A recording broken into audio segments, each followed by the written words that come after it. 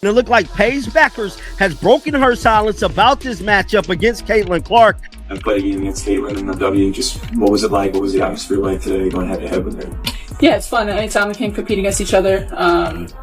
We're two competitors who just want to win and who have grown up to be playing against each other, playing with each other. So it's great. And the environment's great here. I feel like every game is just sell out. And so they have a great home court advantage.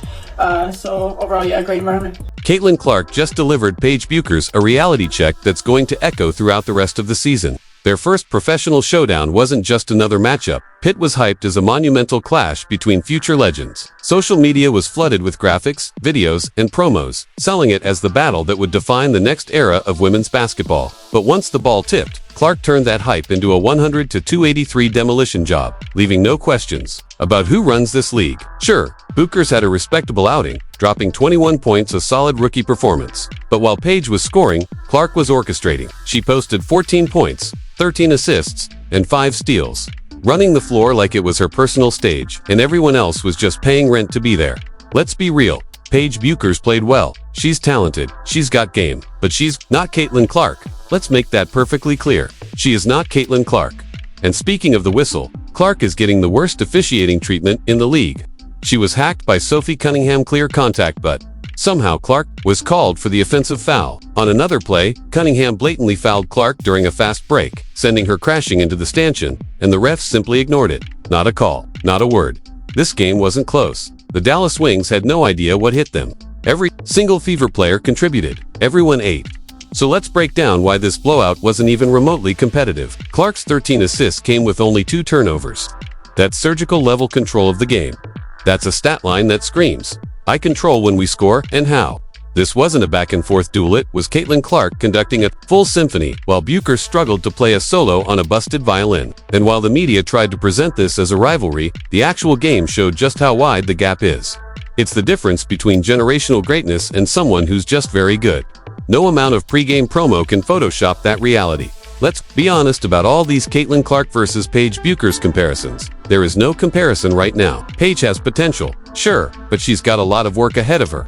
She needs to lead her team to the playoffs before we can even have that conversation.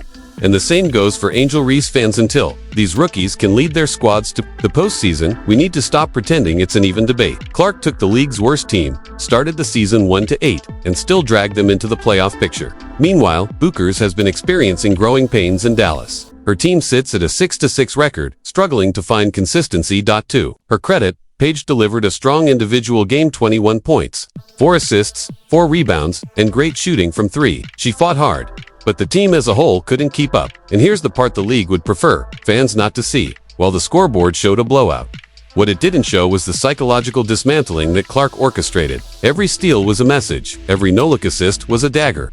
She didn't just rack up points, she shattered Dallas's confidence and made them question if they even belonged on the court with Indiana.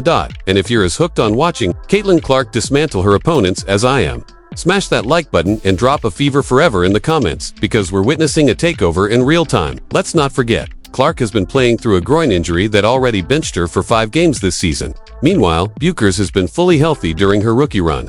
Yet, in just her second season, it's Clark who's rewriting the WNBA record books, while Paige is still trying to figure out how to slow her down. The first half told you everything you needed to know. Indiana dropped 64 points, a new franchise record. That's not just running up the score. That's Clark sending a very direct, very loud message to every veteran who tried to humble her last year. I'm still here, and I'm better than ever. Let's take a look at the numbers. Clark finished with 14 points and 13 assists. She was the engine of the entire game.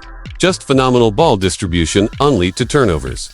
And over her last 2 games, she's totaled 24 assists with just 4 turnovers. Think about that. 24 assists to 4 turnovers. That's not just impressive, it's elite. And yet, despite all of this, the media keeps trying to build a narrative. They've been pushing the idea of a Clark versus Bueckers rivalry for months now, suggesting Paige is Caitlin's kryptonite. Then reality hit. Clark tore that narrative apart over 40 minutes and left it in ashes at midcourt. Make no mistake, Demon Caitlin is back. Don't believe me? Watch the clip where she blocks JJ Quinterly, stares her down, screams in her face, then grabs the ball and launches a pinpoint full-court pass to Sophie Cunningham for a layup. That pass had to be perfect 2 inches lower, and it would have been stolen.